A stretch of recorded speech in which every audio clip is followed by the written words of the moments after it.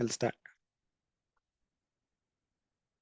We'll start with a very simple kirtan, which we always do. जय राधा माधव कुंज विहारी गोपी जन वल्लभ गिरिवरधारी जय राधा माधव कुंज बिहारी गोपी जन वल्लभ गिरिवरधारी यशोदानंदन ब्रज जन रंजन यशोदानंदन ब्रज जन रंजन यमुना तीरवनचारि जय राधा माधव कुंज विहारी गोपी जन वल्लभ गिरिवरधारी जय राधा माधव कुंज विहारी गोपी जन वल्लभ गिरिवरधारी यशोदानंदन ब्रज जन रंजन यशोदानंदन ब्रज जन रंजन यमुना तीरवनचारि जय राधा माधव कुंज विहारी गोपी जन वल्लभ गिरिवरधारी हरे कृष्णा कृष्ण कृष्ण हरे हरे हरे राम राम राम हरे हरे हरे कृष्णा कृष्ण कृष्ण हरे हरे हरे राम राम राम हरे हरे हरे कृष्णा कृष्ण कृष्ण हरे हरे हरे राम राम राम हरे हरे जय हो राधा मदन मोहन राधे जय हो राधा गोपी वल्लभ राधे जय हो राधा गोवर्धन धारी राधे जय हो राधा दामोदर राधे जय हो राधे जय हो राधे जय हो राधे जय हो श्री राधे जय हो कृष्ण जय हो कृष्ण जय हो कृष्ण जय हो श्री कृष्ण जगन्नाथ स्वामी नयन पथगामी भाव तुम्हें जगन्नाथ स्वामी नयन पथगामी भाव तुम्हें निताई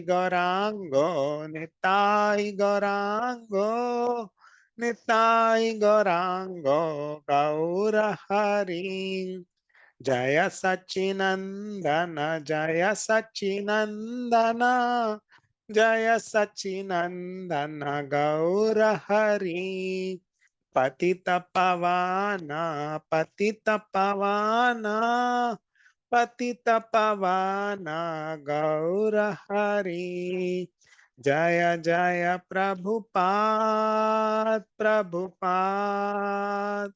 प्रभुपाद जय जय प्रभुपाद जय जय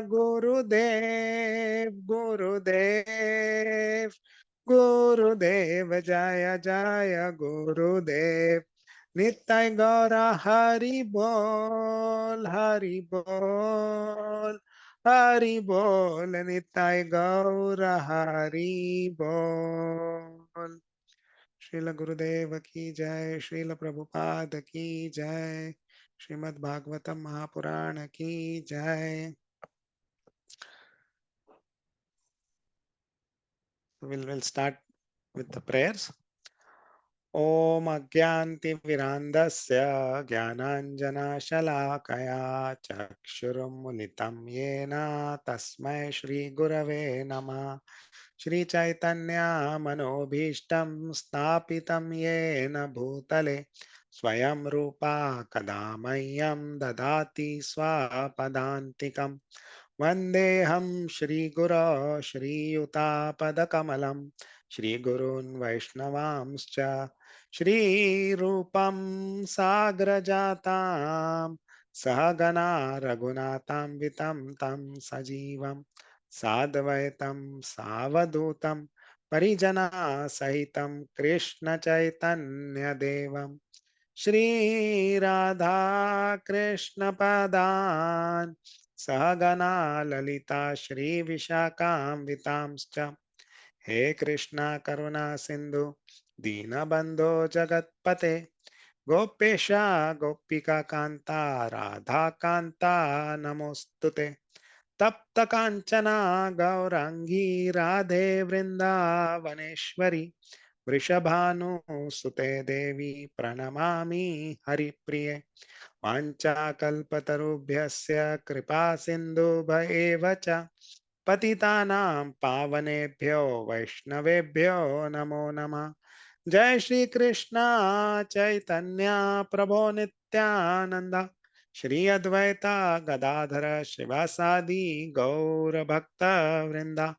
हरे कृष्णा कृष्ण कृष्ण हरे हरे, हरे रामा राम राम हरे हरे। हरे कृष्णा कृष्ण कृष्ण हरे हरे, हरे रामा राम राम हरे हरे। हरे कृष्णा कृष्ण कृष्ण हरे हरे, हरे रामा राम राम हरे हरे। ओम नमो भगवते वासुदेवाय। ओम नमो भगवते वासुदेवाय। ओम नमो भगवते वासुदेवाय। नारायणं नमस्कृत्यं नरं चैव नरोत्तमं देवीं सरस्वतीं व्यासं ततो जयम् उदीरयेत्। नष्टप्रायेषु अभद्रेषु नित्यं भागवत सेवया भगवती उत्तमश्लोके भक्तिर्भवति नैष्टिकी। कृष्णाय वासुदेवाय देवकीनन्दनाय च नन्दगोपकुमाराय गोविन्दाय नमो नमः। नमः पङ्कजनाभाय नमः पङ्कजमालिने नमः पङ्कजनेत्राय नमस्ते पङ्कजाङ्ग्रहे। नमो महावदन्याय कृष्णप्रेमप्रदायते कृष्णाय कृष्णचैतन्य नामिने गौरत्विषे नमः। नमो ब्राह्मण्याय देवाय गौ ब्राह्मणहिताय च जगद्धिताय कृष्णाय गोविन्दाय नमो नमः। नमः ओं विष्णुपादाय कृष्णप्रेष्ठाय भूतले श्रीमते भक्तिवेदांत स्वामी इति नामिने। नमस्ते सरस्वती देवे गौरवाणी प्रचारिणे निर्विशेष शून्यवादी पाश्चात्य देश तारिणे। जय श्री कृष्ण चैतन्य प्रभो नित्यानंद श्री अद्वैता गदाधर श्रीवासादि गौर भक्त वृंदा।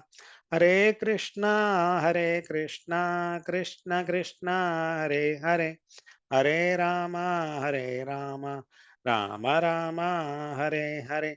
हरे Krishna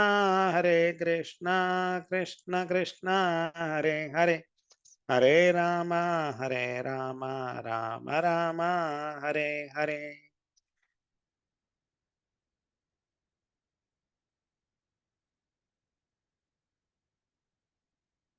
Krishna, Shri Vishnu, Shri Vishnu. Hare Krishna, Prabhujis and Matajis, Danvat Pranam to each one of you. Thank you for joining the class. So I hope you can hear me clearly and you can see the screen.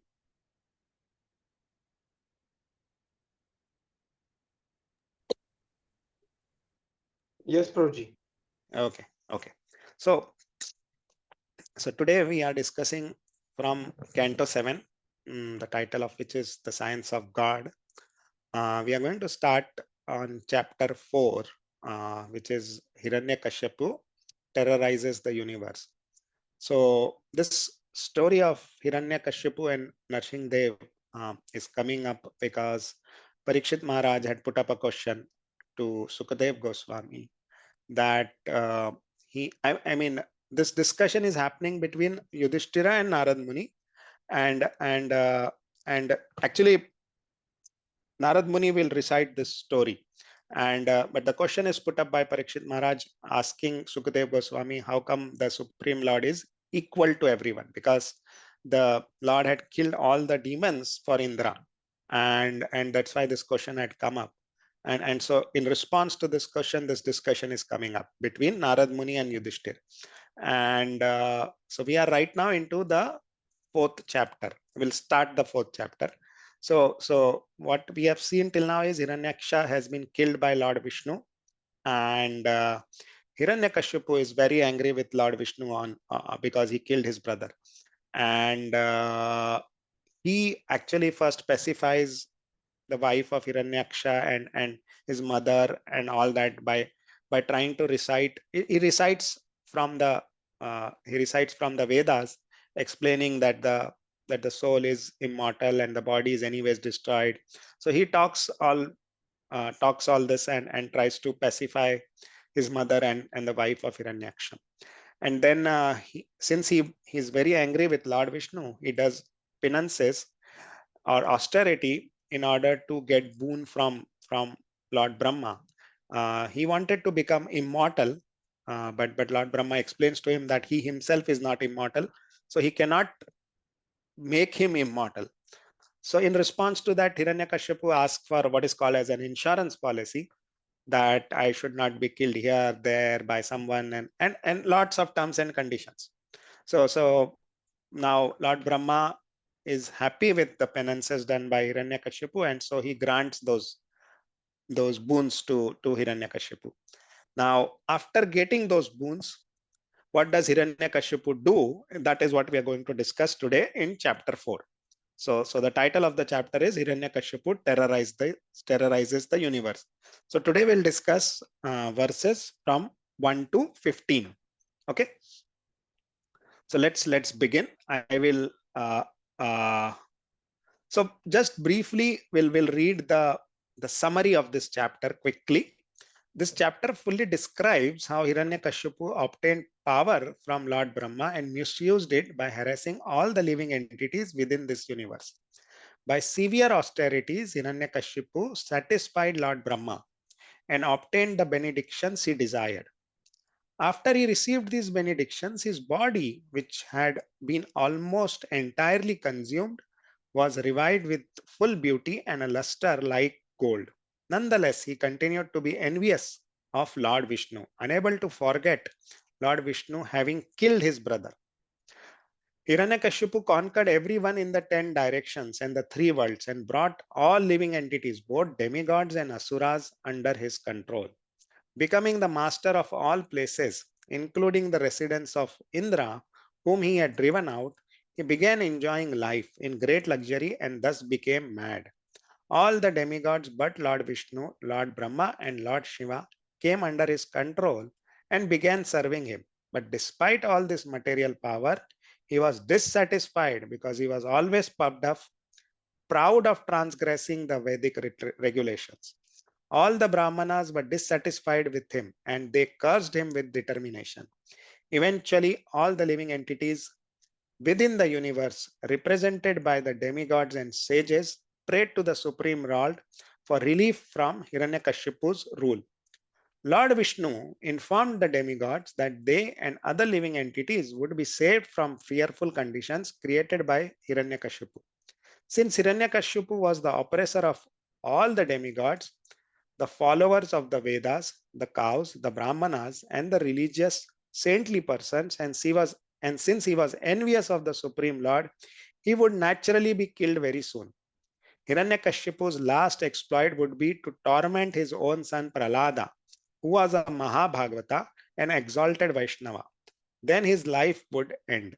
When the demigods were thus reassured by the Supreme Personality of Godhead, everyone was satisfied, knowing that the miseries inflicted upon them by Hiranyakashipu would come to an end. Finally, Narada Muni describes the characteristics of Prahlad Maharaj, the son of Hiranyakashipu, and describes how his father envied his own qualified son. In this way, the chapter ends. So, we'll start with Shloka 1. Sri Narada Uvacha. So this shloka is spoken by Narad Muni. We'll go with translations. Translation. Narad Muni continued. Lord Brahma was very much satisfied by Hiranyakashipu's austerities, which were difficult to perform. Therefore, when solicited for benedictions, he indeed granted them, although they were rarely to be achieved. Sudurlabham, that is what is used here. Rarely to be achieved, very rarely obtained. It is durlabha. Okay. And since it was, these benedictions are very difficult to obtain, but Hiranyakashipu, by dint of his severe penances, got them from Lord Brahma. Okay. 7.4.2. Now this sloka is spoken by Brahma. Okay. So translation. Lord Brahma said, O Hiranyakashipu, these benedictions for which you have asked are difficult to obtain for most men. Nonetheless, O my son, I shall grant you them, although they are generally not available. Again, the word Durlabhan is used here, right? Not generally obtained or not generally available. So let's read the purport. Material benedictions are not always exactly worthy of being called benedictions. If one possesses more and more, a benediction itself may become a curse. For just as achieving material opulences in this material world requires great strength and endeavor, maintaining it also requires great endeavor. Lord Brahma informed Hiranyakashipu that although he was ready to offer him whatever he had asked, the result of the benediction would be very difficult for Hiranyakashipu to maintain. Nonetheless, since Brahma had promised, he wanted to grant all the benedictions asked. The word Durlabhan indicates that one should not take benedictions that one cannot enjoy peacefully. Very, very important. One should not take benedictions one cannot enjoy peacefully. Okay, so we'll discuss this thing. So first of all, this shloka is spoken by Lord Brahma. Now, if you uh, look at Srimad Bhagavatam, right? I mean, we all know there are uh, we say that there are 18,000 shlokas. Actually, it is not 18,000. I mean, if you look at it, like if you count this as one shloka, right, it is not actually 18,000. It is only 14,075. But in Sanskrit, uh, 32 words are considered as one shloka. So if you take all the words spoken and divide by 32, that is where the number 18,000 comes from. Otherwise, there are, like, if you take it like this, there are only 14,075 shlokas.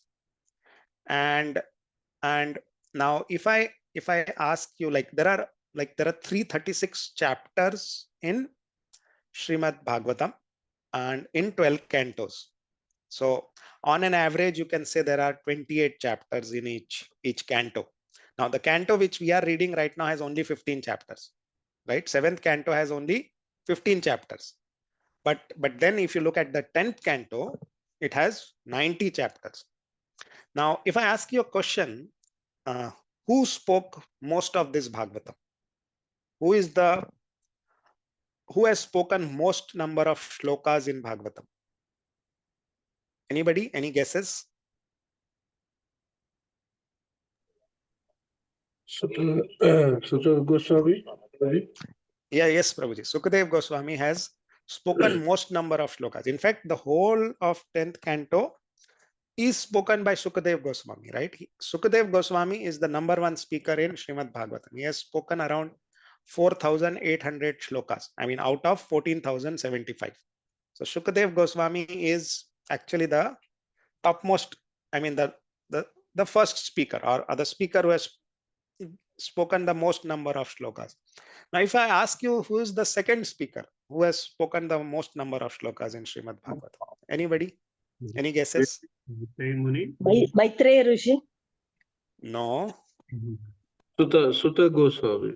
no, So it should be Parikshit Maharaj itself. no. It is actually Lord Shri Krishna. Oh, very good. Why Lord Krishna? Because he has spoken the entire 11th canto. Yeah, right. So Lord Krishna has spoken around roughly 1100 shlokas. To be precise, 1117 shlokas in Srimad Bhagavatam. Then comes Maitreya Muni. Then comes Sutta Goswami. Then comes Narad Muni. Narad Muni has spoken about 800 shlokas. And what we are seeing here, Shri Brahmo Vacha, right? The previous shloka was Narada Vacha. Now this is Brahmo Vacha. The Lord Brahma has spoken around 100 shlokas, roughly 100 shlokas. And when I said Lord Shri Krishna is the second most, I mean, the person who has spoken the second number of verses, we are not including verses spoken by Lord Vishnu. Lord Vishnu has spoken around 140 shlokas. Lord Shiva has spoken around 140 shlokas roughly. And there are in fact 400 speakers in this Srimad Bhagavatam.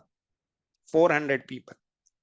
And the least number of shlokas is spoken by Vyasdev, who is the compiler of this. He has spoken only six shlokas. Exactly six.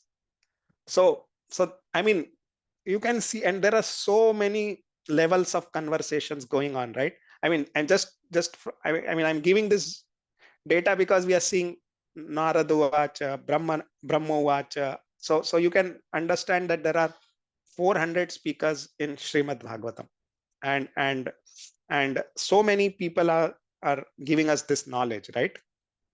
So and another thing which this purport talks about, and very, very pertinent to today's day and time also, is that one should not take benedictions one cannot enjoy peacefully.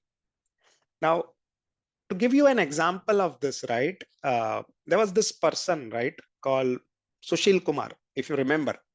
He won the KBC, right, the KBC contest, if you remember. He won 5 crores or 1 crore on that, some amount, a very big amount, in fact. And this person was from Bihar, and he was preparing for IS, and he won that show, and he got a very big sum, like I think 5 crores. And now he did not know what to do about that money, and so the problems it created for him, like he became a drunkard, he lost his job, his life became miserable, his wife was about to leave him. So you can see that something which we see as benediction, or something which we'll see as oh wow, 5 crores, right? Not a small amount, correct? But then that itself brings miseries. And that's what Prabhupada is saying here, that one should not take benedictions one cannot enjoy peacefully. And we can see this right across the world, right?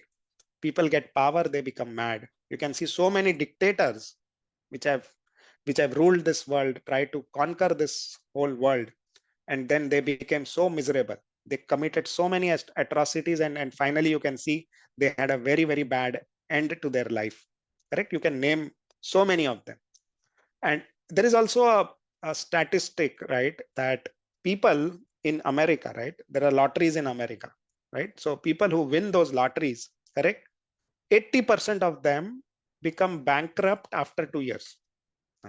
That is a surprising thing, right? Somebody winning a lottery, huge amount, right?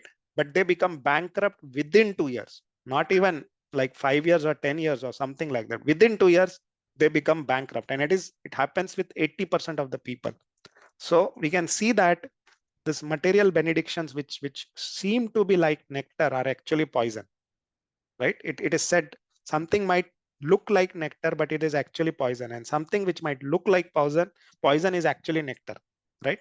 So these material benedictions are things which look like nectar but are actually poison, and hence Prabhupada says that one should not take benedictions one cannot enjoy peacefully. Okay, and there are so many examples of this. So we can see lot of these small Hiranyakashipus in this world. Hiranyakashipu is actually a Mahajan for this material enjoyment, right? So but we can see a smaller version of Hiranyakashipu everywhere because they have got some material benediction which they cannot handle. Okay, so let's move ahead. Anybody would want to read the translation? I'll read, Prabhuji. Yeah, please Prabhuji. go ahead, Mataji. Translations and purport of Srila Prabhupada Ki Jai. Then Lord Brahma, who awards infallible benedictions, departed, being worshipped by the best of the demons, Hiranyakashipu, and being praised by great sages and saintly persons. Yeah. So Lord Brahma gave the benediction and he departed, right? And now begins the story of Hiranyakashipu, right? So Hiranyakashipu has now attained his body also. His body had completely got ruined.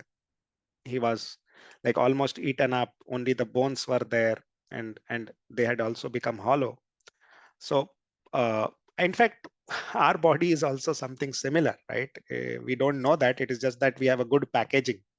The Lord has provided us a good packaging, and that's why we look beautiful and all. But inside also our body is something similar to what is described here, hollow, correct? Let's move on. 7.4.4. Yeah, Prabhuji, you wanted to read? Praveen Prabhuji? Hare Krishna, Prabhuji. Hare Krishna. Translation. The demon Hiranyakashipu, having thus been blessed by Lord Brahma and having acquired a lustrous golden body, continued to remember the death of his brother and therefore be envious of Lord Vishnu. Yeah. Hare Krishna, Prabhu. Please read the purport Purport. also, one line purport. Purport. A demonic person, in spite of acquiring all the opulences possible to obtain in this universe, continue to be envious of the Supreme Personality of Godhead. Hare Krishna. Hare Krishna. Thank you. So Hiranyakashipu is envious, right? Envious of the Supreme Lord, right? So envy is one of the six. We say that, right? We say envy is one of the six. Often or six doshas, right? Like we have lust, greed, envy, correct? So it is one of them, right? And envy is something like we are out of the spiritual world because of this envy only. Envy destroys our what do you say? All our spiritual credits. Envy is very bad, right? I mean, see the Srimad Bhagavatam talks about a dharma, right? Dharma projita kaitavo atra parmo nirmatsaran satam, right? Nirmatsaran, matlab, what does nirmatsaran mean? Non-envious. But if you become envious of somebody, then you cannot understand the dharma which is spoken by Srimad Bhagavatam. Now, what is the dharma which is spoken by Srimad Bhagavatam? Srimad Bhagavatam talks about the dharma of love, right? Loving the Supreme Lord, correct? That's the uh, dharma which Srimad Bhagavatam talks about. And now if you become envious of Lord Vishnu or envious of his devotees, then you cannot understand this dharma. Then you cannot understand the dharma which is provided or given by the Srimad Bhagavatam, right? Nirmatsaran satam, right? Nirmatsaran means you are non-envious. Unless you are non-envious, you cannot understand the dharma which is given by Srimad Bhagavatam. And one of the main reasons because of which we are in this material world is because we were envious of the Supreme Lord. All right, we became envious. I mean, we were in the spiritual world, but we came to this material world because we became envious of the Lord. Right, we became envious of how he can enjoy so much. Right, we become envious of how uh, he can eat so much. Right, we can eat only 4 gulab jamuns and then our stomach starts paining, but he can enjoy so many things. Right, we become envious of him. We become envious of the devotees of the Lord. Right, so Lord Kapila says this, right, that you are offering an arti to me, but you become envious of my devotees. Then what are you doing? You are actually causing burns to my body, because on one side you are offering me arti, that is causing me burns because you are envious of my devotees. So if you become envious of the devotees or envious of somebody, then it destroys all the spiritual credit. See, envy is something like this. Envy is like you are drinking poison and expecting that the another person should die. This is what is envy, because you yourself, because the person who is envious is destroying himself, but the expectation is I am envious of that person because I want something bad for him. So my expectation is that person should die because I am drinking poison. That's how envy is. Envy means we we are drinking poison ourselves but expecting that somebody else should die or the opposite person should die. That is not going to happen. It will destroy us only. And you can see this, right? Hiranyakashipu is talking about all the Vedas, all the knowledge and everything, right? In when he explains that the body is temporary, the soul is permanent, and so on and so forth. But he's not able to apply this knowledge. Why? Because he is envious of the Lord. Correct? So if you are envious of somebody, you might be able to gain knowledge from somebody, but you will not be able to apply that knowledge. And that is what is the example clearly here of Hiranyakashipu, who has the knowledge of the Vedas, but since he is envious of the Lord, he himself cannot apply that knowledge. Right? He has done so much tapasya, but he's still envious of Lord Vishnu. Right? Right? So this is what is the problem. Right? If you become envious of somebody, you cannot actually तो वो पीछे uh, आदमी को कुछ कहा Mataji, मुझे समझ में नहीं आया तो बोलता कहते थे कि हिमांशु नहीं है मैंने कहा नहीं अच्छा घर में नहीं sorry. So yeah, right. So that's the point, right? If you become envious of somebody, you might be able to gain knowledge from them, but you'll not be able to apply knowledge. So it is very important to understand that we do not become envious of devotees. We do not become envious of the Lord, right? Because this envy is what will keep us in this material world. It will not allow us to escape from this material world. And envy is a big problem, right? There is a story also of by Bhakti Vinod Thakur of a person called, he was a small boy. So everybody in the village used to call him Nangu Panchu, right? Nangu Panchu, because he was a small boy. He used to roam around the village naked. So he was called Nangu Panchu. That person now slowly grew up and then he became a judge, right? So everybody in the village was saying that Nangu Panchu became a judge. That Nangu Panchu became a judge. How come he became a judge? They were envious of him. So people thought, oh, might be honorary judge. He might not be getting a salary. So that is how people become envious, right? That somebody making progress or somebody making progress, people become envious. And we can see this in this world, that people so easily become envious of each other. He has a bigger car, his wife is more beautiful, he has longer hair. So we become envious of so frivolous things also, correct? And then there can be envy on the spiritual platform also. We become envious of people even on the spiritual platform, right? How can he do such good service? I am not able to do it. How can he preach so well? I am not able to do it. So we become envious even on the spiritual platform and even in terms of services. Now, what this envy does to us is we are actually asking, I mean, we are asking for reducing the service to the Lord. How come he's able to serve so well, right? So we want his services or the quality of somebody's services to go down, which is very bad, right? On one hand, we are chanting and asking the Lord to engage us more and more in his service, and on the other hand, we are becoming envious of somebody.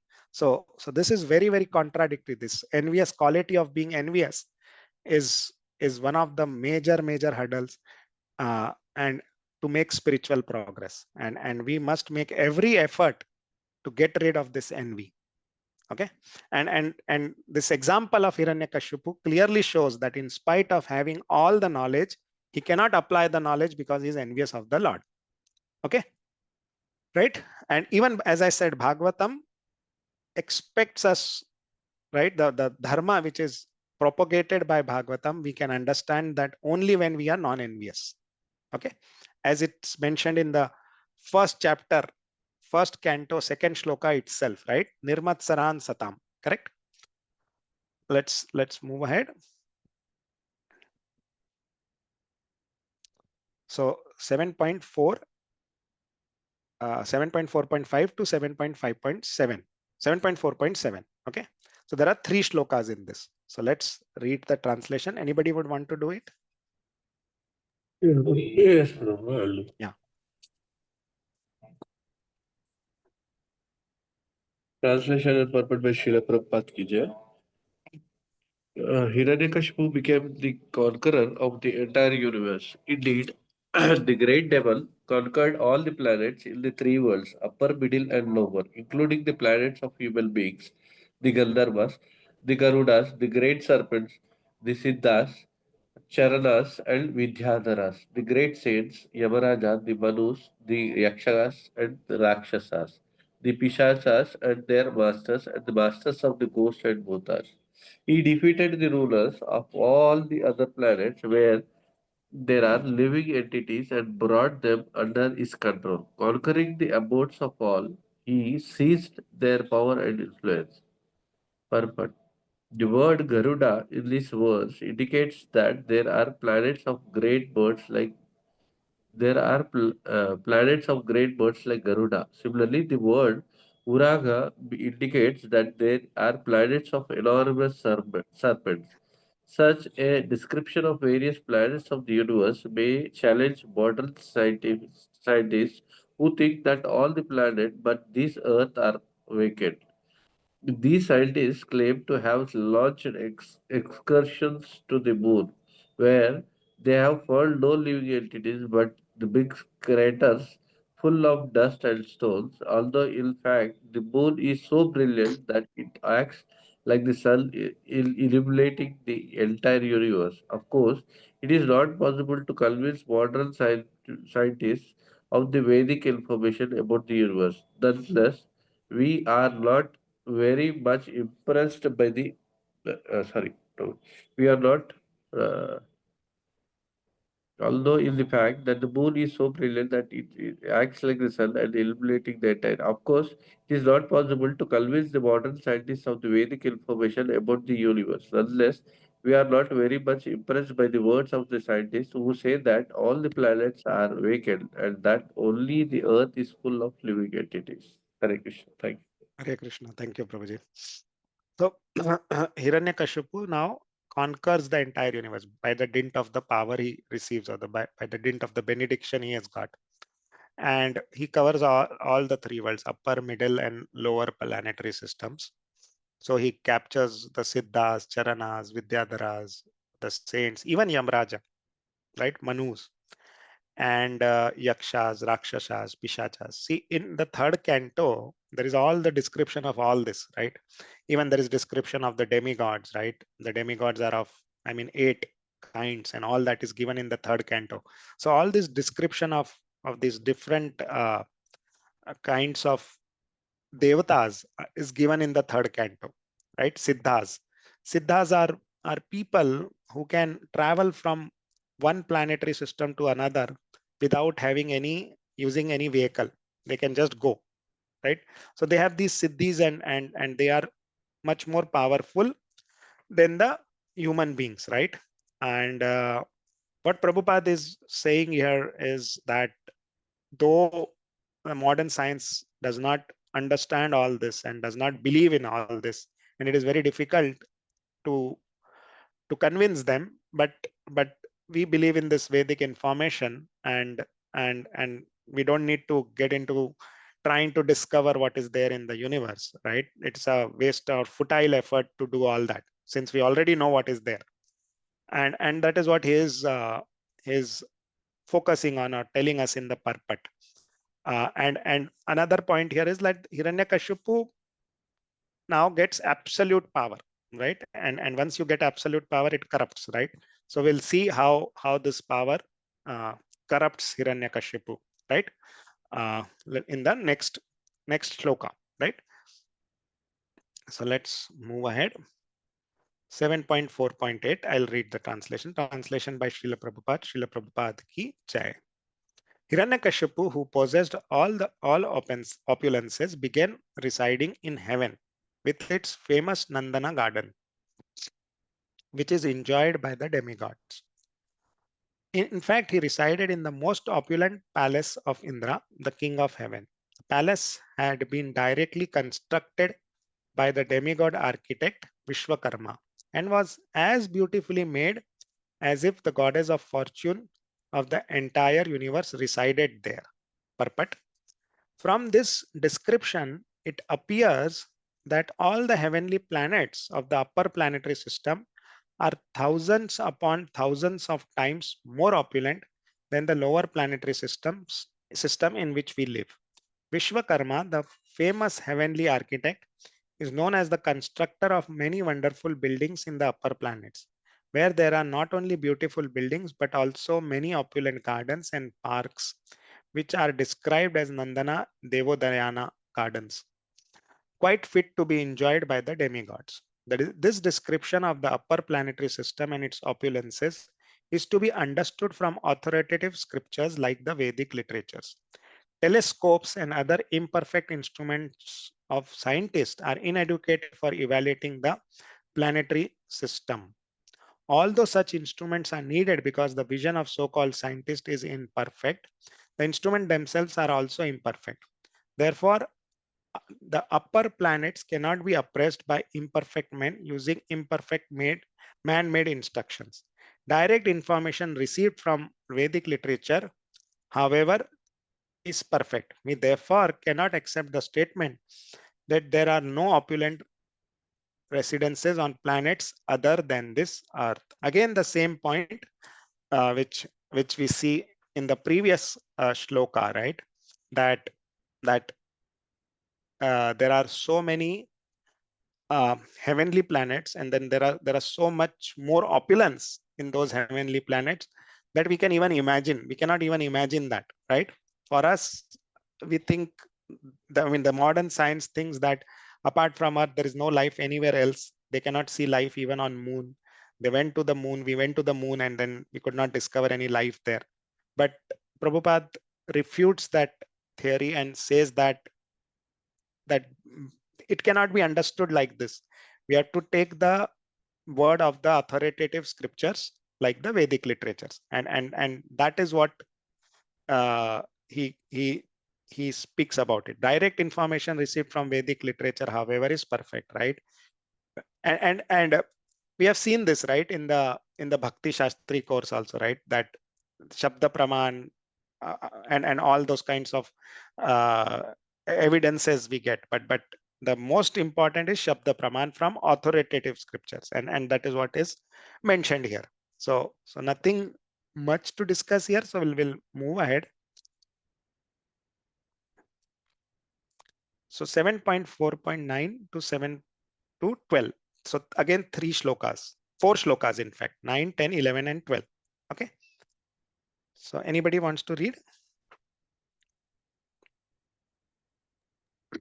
I will Hare Krishna, Prabhu. Hare Krishna. Go ahead, ma'am. Go ahead. Go ahead, Mataji, go ahead. Translation. The steps of King Indra's residence were made of coral. The floor was beaded with invaluable emeralds.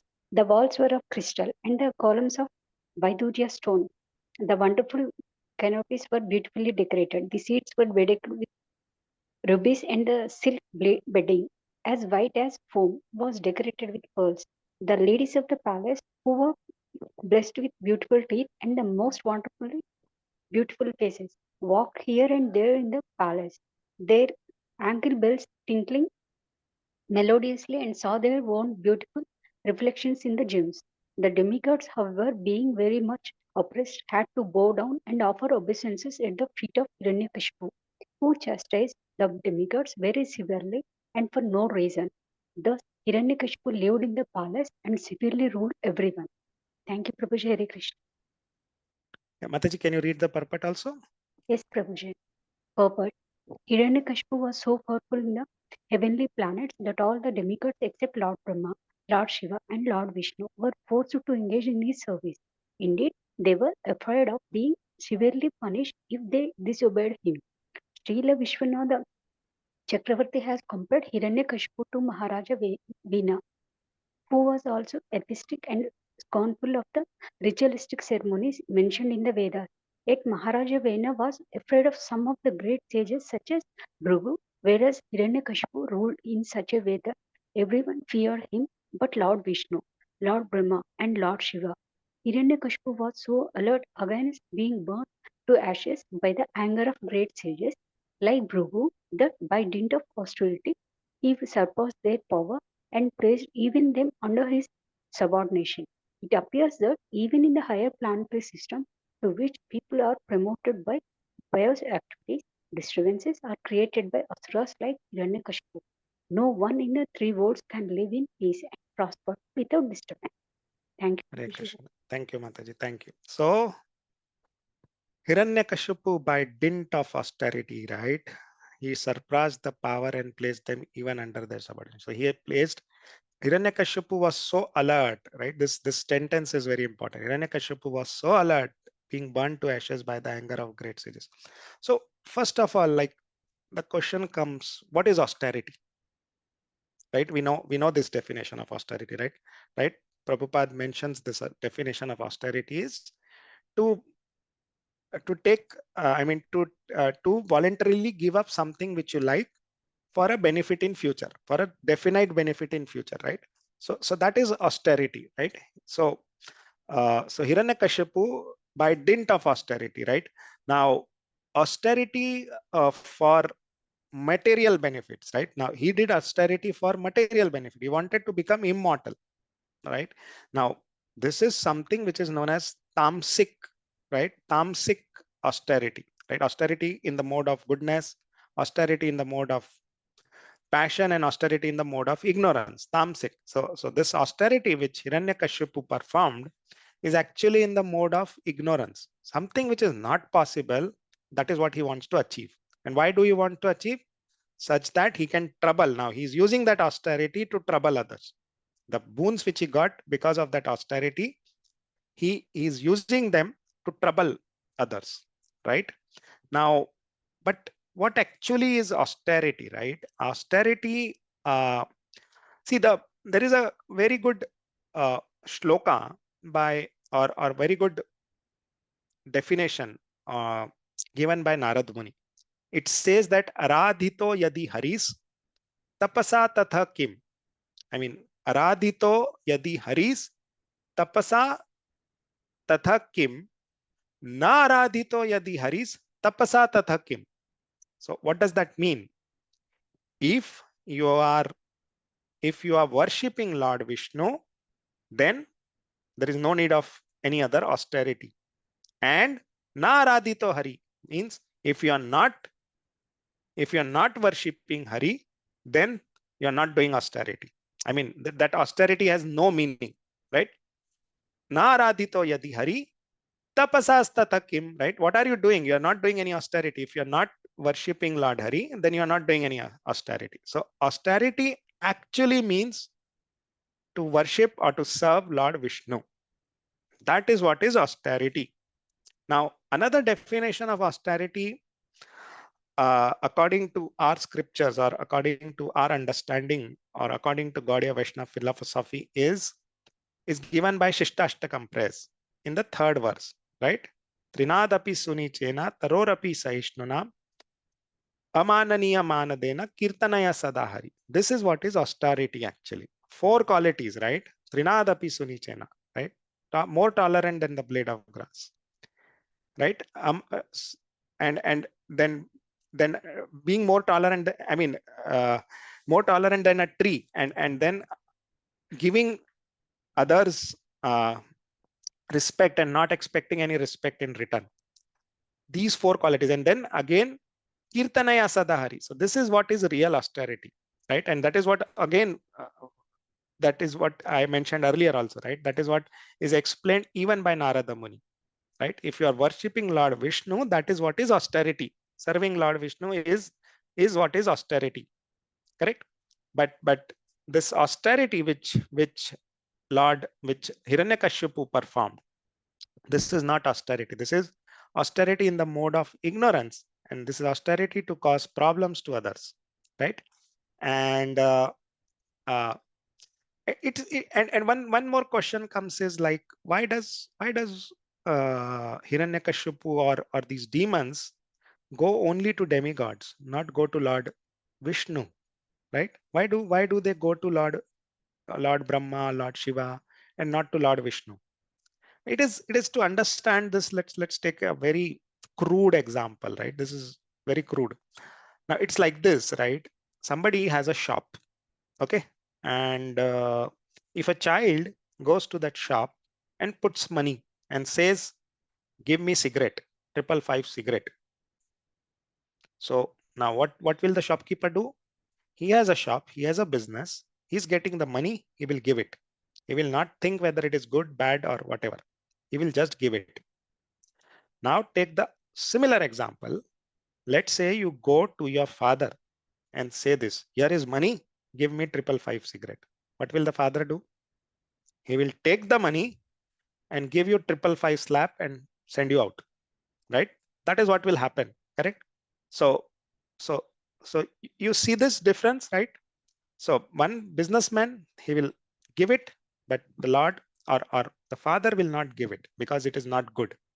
And so I'm not trying to blaspheme anybody here, but just giving a very, as I said, this is a crude example to understand this, right?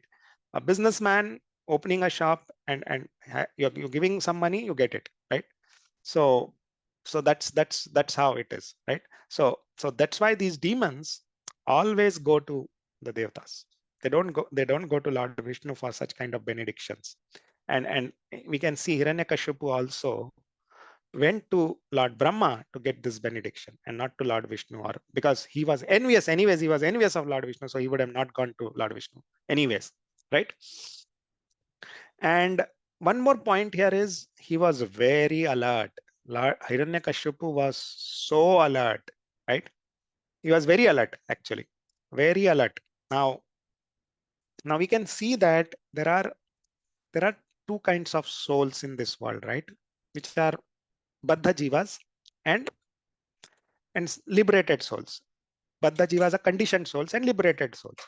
And there is a something called as a AAA formula to understand the difference between them, or liberated or on the path of liberation, right? Souls which are on the path of liberation are liberated souls and conditioned souls. So there is something called as a AAA formula, right?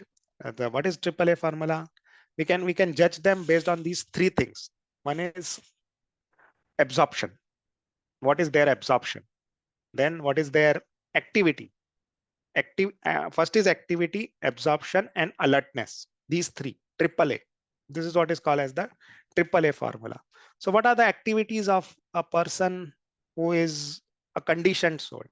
Now, if we go to Canto 2, first chapter, right? That chapter, this shloka, I have just kept it here. So this shloka talks about the absorption of a materially engrossed person. Now, what is his absorption? His absorption is being blind to the knowledge of ultimate truth. There are many subject matters for hearing in the human society. So what is the absorption of a materialistic person? They are blind to the knowledge of ultimate truth. Now, what is the knowledge of ultimate truth?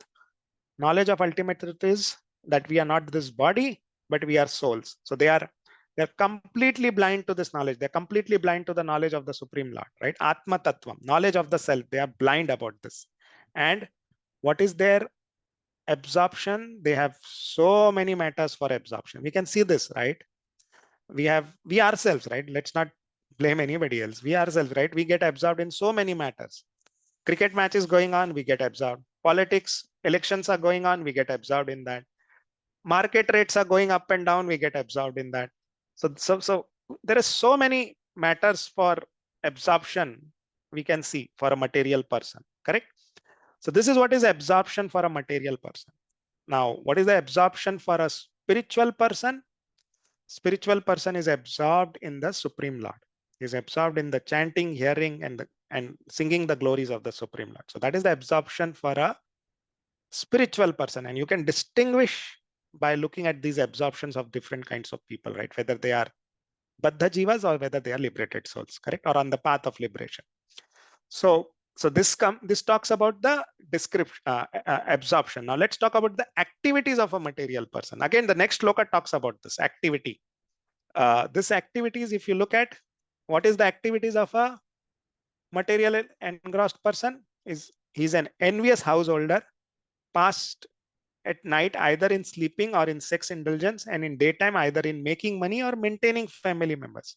So the activity of a materialistic person is like this: night in sleeping, right, and daytime making money or maintaining family matters. They are busy in that.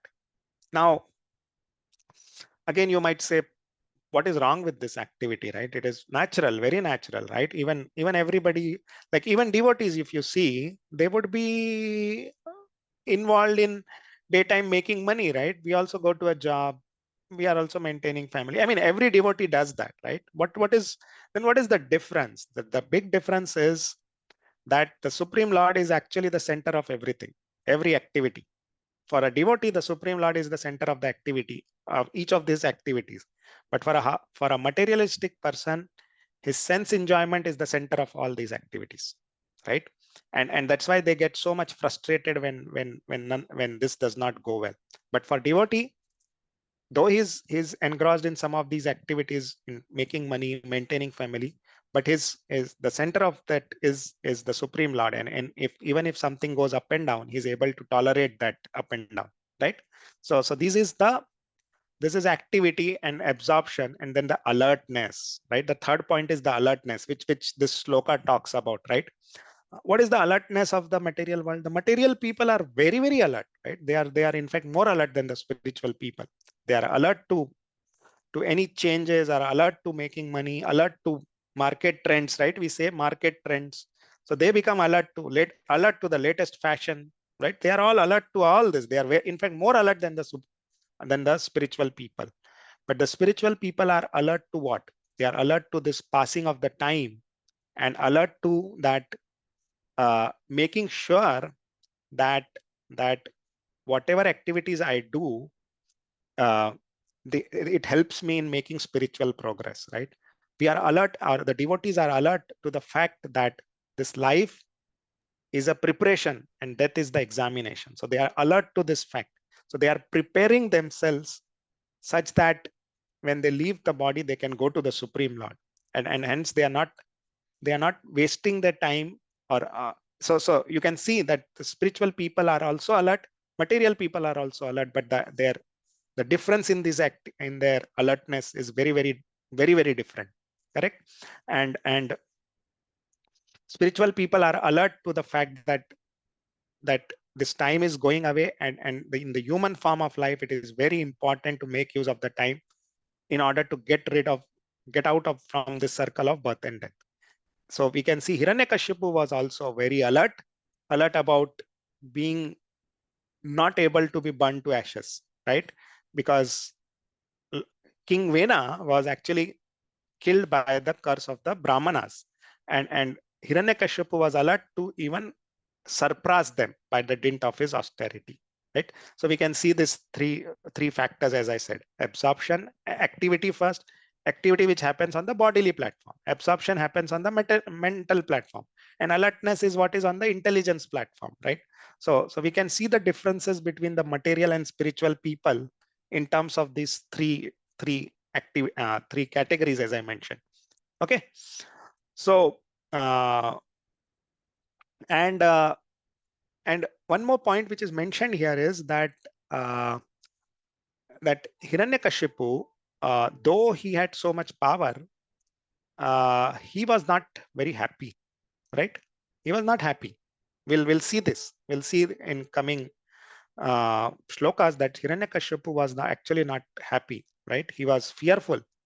And Prahlad Maharaj, his son, could easily diagnose his problem very quickly, right? Looking at him, he could say, since you are envious of Lord Vishnu, you are not happy, right? Prahlad Maharaj tells Hiranyakashipu. So we can see that an expert person can easily diagnose the problem, correct? Like we see an expert doctor, he can just look at our nerves and can judge what problem we have. Now I mean, or we can judge the problem in a gross way by taking some X-ray and all that. But an expert doctor will quickly judge by just touching our veins and figuring out what is the problem.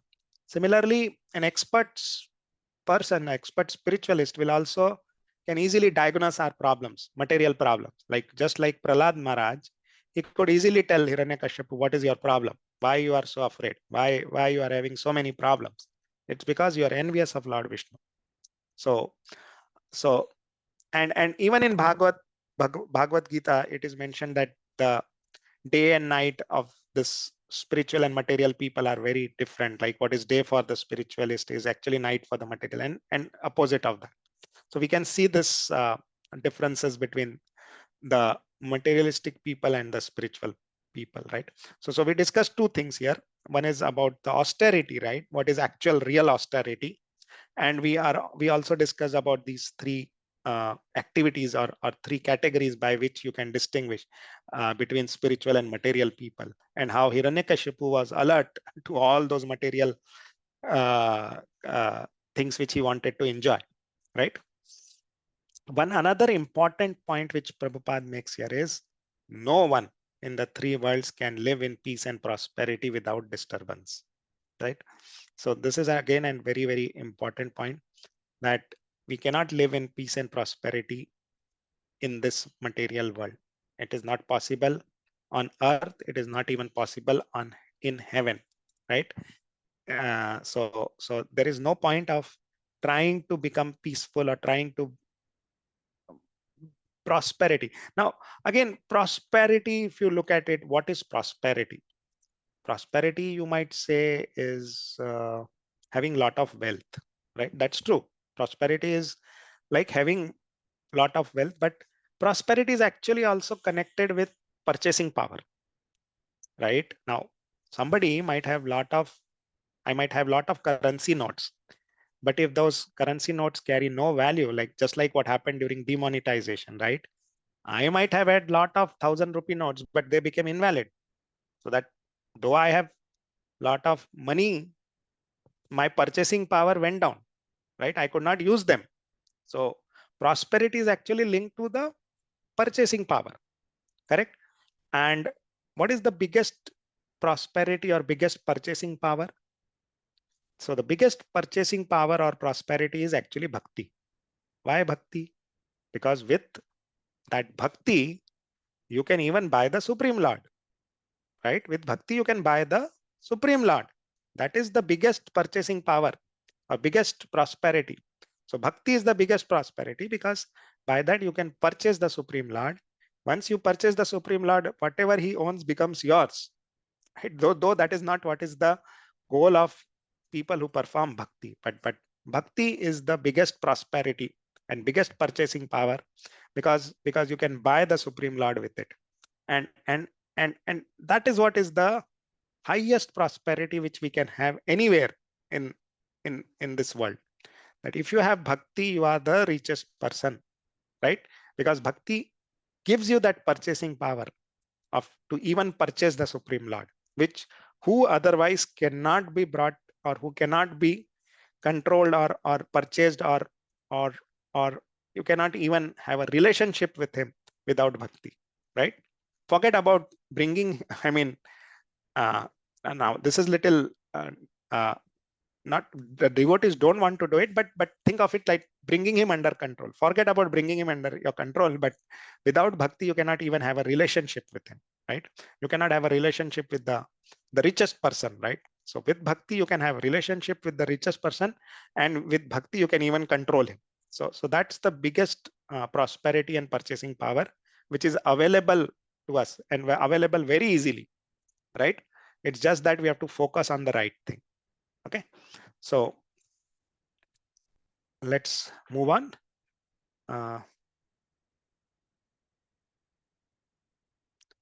13th shloka. Anybody would want to read the translation?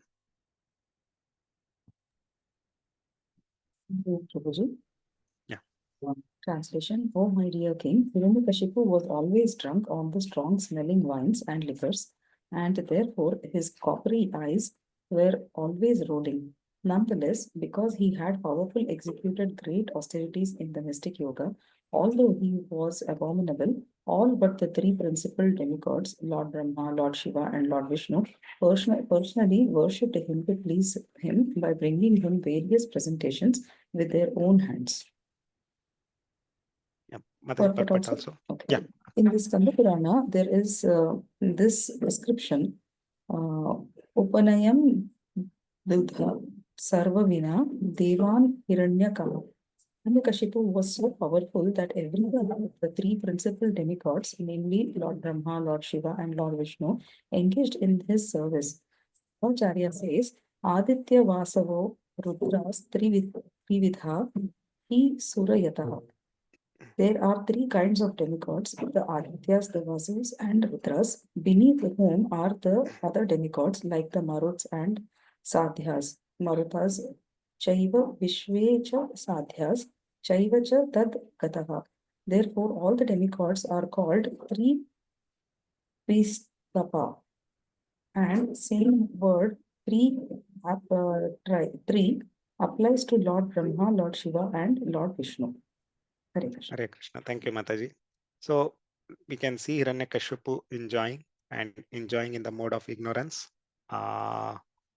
And he brought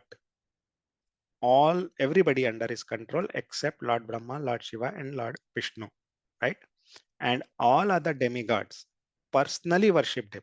So it's like he made them chant, like we chant Om Namo Bhagavate Vasudevaya, right? He made them chant Om Namo Bhagavate Hiranyakashyapaya, right? So they personally worshipped him, and to please him started bringing various presentations with their own hands, right? The demigods completely came under the control of Hiranyakashipu, right?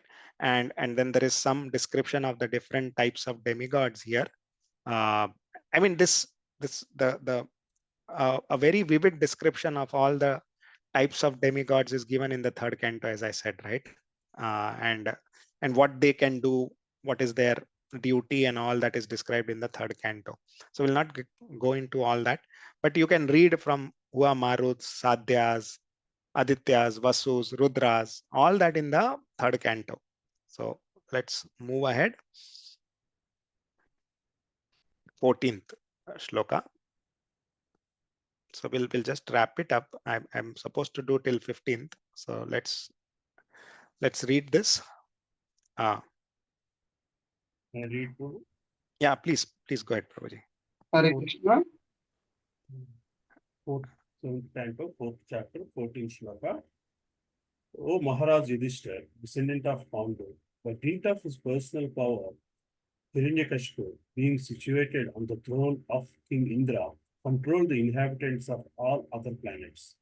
The two Gandharvas, Viswavasu and Tumburu, I myself and Vidyadharas, Apsaras, and sages all offered prayers to him again and again just to glorify him. The Asuras sometimes became so powerful that they can engage even Narada Muni and similar devotees in their service. This does not mean that Narada was subordinate to Hiranyakashipu. Sometimes, however, it so happens in this material world that the great personalities, even great devotees, can also be controlled by the asuras. Hare Krishna. Hare Krishna. So here, who is speaking this? Narad Muni is speaking this, right? That's why he's saying, I myself. Narad Muni is also brought under the control or was become subordinate to Hiranyakashipu. Now, this is little uh, inconceivable, right? Narad Muni is Narad Muni, right? Narad Muni is the greatest devotee. And he also became subordinate to Hiranyakashipu. And Prabhupada says this, right? Sometimes, however, it so happens in this material world that great personalities, even great devotees, can also be controlled by the asuras. It happens. It happens, and this is what is an example of that, right? Now, actually, Narad Muni cannot be controlled by Hiranyakashipu. It is just like a smoke screen, you can say, that Narad Muni is being controlled by Hiranyakashipu, right? But actually he cannot be, right? He cannot be controlled by Hiranyakashipu, right? But it's like a smoke screen, and Narad Muni, because he is humble, right? Narad Muni is very humble. He doesn't want to say that I am not in control of. Even I was brought. So he's saying that I was brought under the control of Hiranyakashipu. He became so powerful, just to show how powerful Hiranyakashipu had become, right? That's why he's saying this, right? So let's move on. 15th and the last shloka for today. Anybody would want to read? Krishna Prabhuji. Hare Krishna. Translation. Yeah. Being worshipped by sacrifice offered with great gift by those who strictly followed the principle of Varna and ashrama, Hiranyakashipu, instead of offering shares of the oblations to the demigods, accepted them himself. Hare Krishna. Yeah, Hare Krishna. So he started taking up all the offerings which were given to the demigods, right? Whatever yagna was performed or whatever was done. As I said, right, he started this new mantra and he declared himself to be God and said that now you offer everything to me. And he started accepting them also. So the demigods, instead of the oblations going to the demigods, he started accepting him himself. And he stopped all the Vedic principles and rituals, right? He in fact, he did not stop them, but he directed it towards them. But then they are of no use, correct? So that is what he started doing in order to decrease the power of the demigods, basically, right? That how do the demigods get power? Demigods get power from the yagnas performed and all that, right? Now, in order to diminish their power, he stopped all these Vedic principles and Vedic rituals and Vedic injunctions and everything. So in order to gain more power, or in order to reduce the power of the opponent, or of the demigods, he did all this, and that's how Hiranyakashipu is ruling, and that's what the chapter is about, right? Hiranyakashipu terrorizes the universe, correct? So we will stop here. If there are questions, comments, we can discuss them.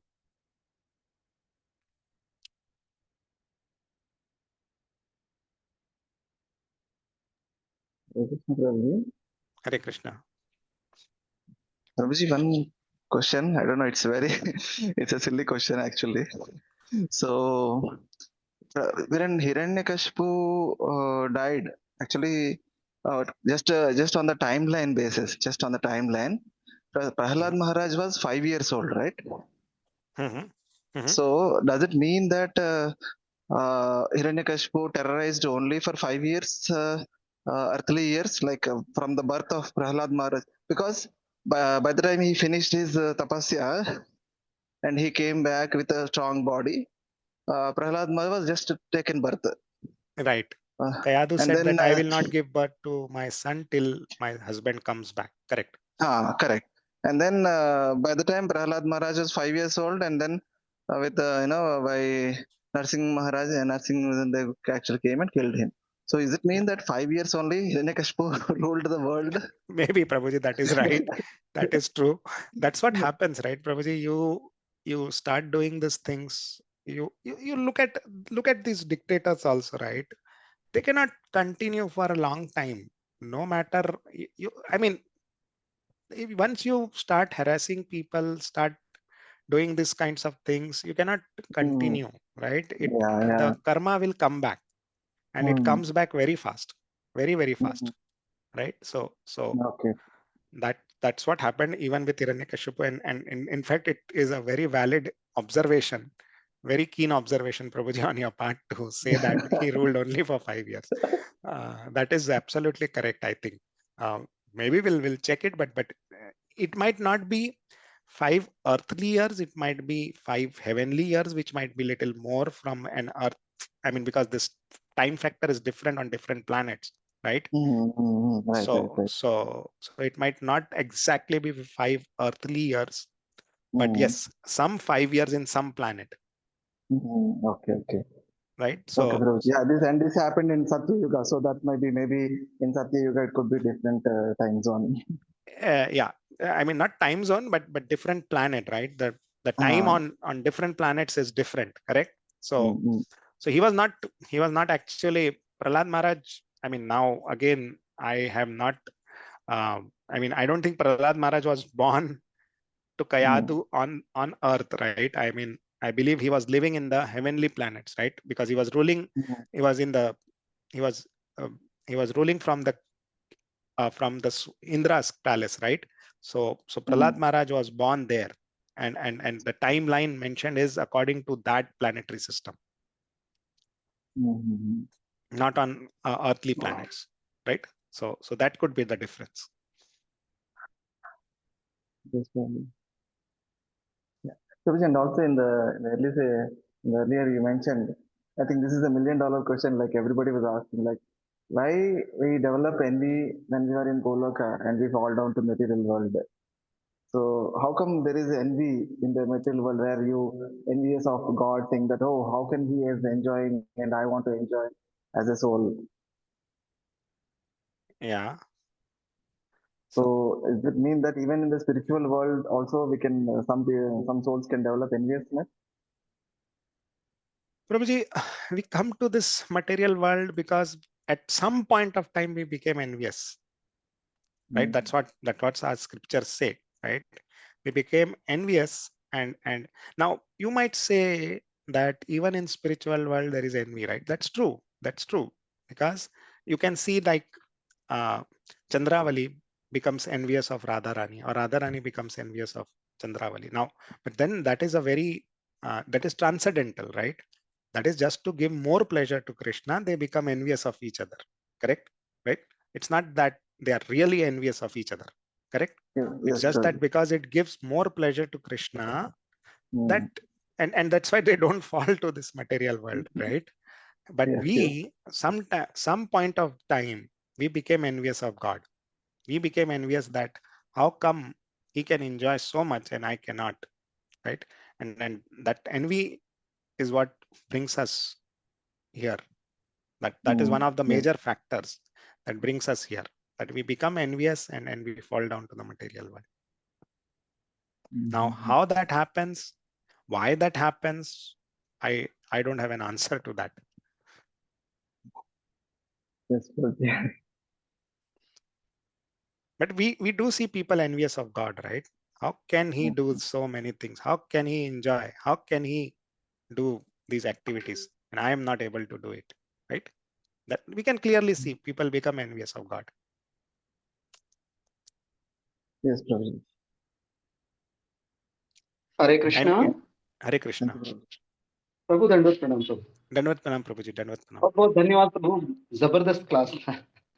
बहुत बहुत धन्यवाद प्रभु. एक यहाँ पे एक छोटा सा just clarification चाहिए था. जो रोटी कपड़ा मकान, इसके लिए हम जो भागम दौड़ी कर रहे हैं, ये भागम दौड़ी से परे जो एक्यूमुलेट कर रहे हैं उसकी वजह से एनवीएस आ रहा है.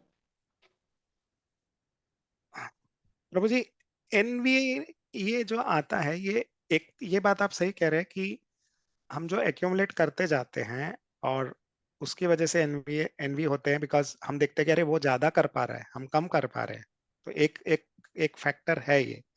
बट बट इसके ना, I mean even on spiritual platform we become envious, right?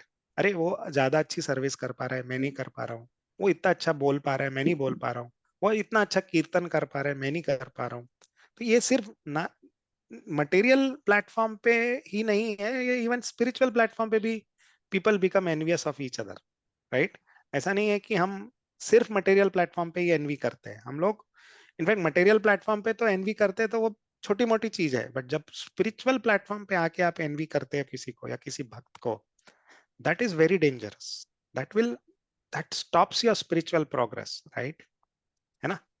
तो that envy is not just on the material platform, it is even there on the spiritual platform. तो इसमें मेरी स्पिरिचुअल में आप जब भी किसी को अगर किसी से आप कंपेयर कर रहे हो, तो आपका कंपैरिजन कृष्णा से प्रेयर ये रहना है कि मुझे भी इतनी शक्ति दे और मुझे भी इतनी भक्ति दे कि मैं उनके साथ प्रेयर कर सकूं या उनके जैसा कीर्तन कर सी सकूं, प्रभु जी उनकी देखिए, जैसी भक्ति कर सकूं। competition is always good, right? Competition in service is not bad, right? A healthy competition कि भाई जी प्रभु। वो इतने बुक्स डिस्ट्रीब्यूट कर पा रहा है, मैं भी कर पाऊं। भगवान से ये प्रार्थना करना कि मैं भी ये कर पाऊं इज नॉट बैड। जी कंपैरिजन करना इज नॉट बैड। जी प्रॉब्लम कहाँ है? कंपैरिजन करके किसी को नीचे लाना, राइट? जी अरे वो दैट इज रॉन्ग। compete करना किसी से is not wrong. If you in fact spiritual competition तो होना ही चाहिए, राइट? अरे वो इतना कर पा जी रहे हैं, प्रभु। मैं भी कोशिश करूं, राइट? दैट इज जी नॉट प्रभु। Wrong, but the point is, वो मैंने जैसे कहा ना कि आप, envy is like drinking poison and thinking कि other person should die. that that correct that Prabhu. thought process is wrong, right? Competition is not wrong, thank you but Prabhu, this thought धन्यवाद। process is absolutely wrong. Yeah. धन्यवाद प्रभु। ये दिमाग देखिए कितना कैसा दौड़ रहा है। आपने जब ट्रिपल सिगरेट ट्रिपल फाइव का एग्जाम्पल शुरू किया, तो मैंने बोला कुछ ब्रांड प्रमोशन कर रहे हैं क्या। जब 3 चांटा के बारे में बोला ना बहुत बहुत धन्यवाद प्रभु। ये है यानी स्पिरिचुअल डिवोटीज का थॉट प्रोसेस और the way you given a example. बहुत बहुत धन्यवाद प्रभु। Hare Krishna. Thank Hare you, Krishna. Thank you. Hari बोल। Okay, if there are no further comments and questions, we'll stop here. Thank you so much, Prabhujis and Matajis, for attending the class. If I've spoken something wrong, please forgive me. If something I've spoken has hurt you, please forgive me. If you have got something good from this class, it is all the blessings of Guru and Hare Parampara. Krishna Prabhuji, it was excellent class. Thank you, Prabhuji. Hare Krishna Prabhuji, Prabhuji. Dandavat Pranam. Thank you so Dandavat much. Pranam. Thank you, Prabhuji. Hare Krishna, Prabhuji. Hare Krishna, Mataji. Thank you, Dandavat Pranam. Prabhuji. Vancha kalpatarubhyasya. Tarubhyasya kripa sindhu vaye vacha patitanam pavanebhyo वैष्णवेभ्यो नमो नमः। अनंत कोटि वैष्णव वृंद की जय। श्रील प्रभुपाद की जय। श्रीमद् भागवतम ग्रंथ की जय।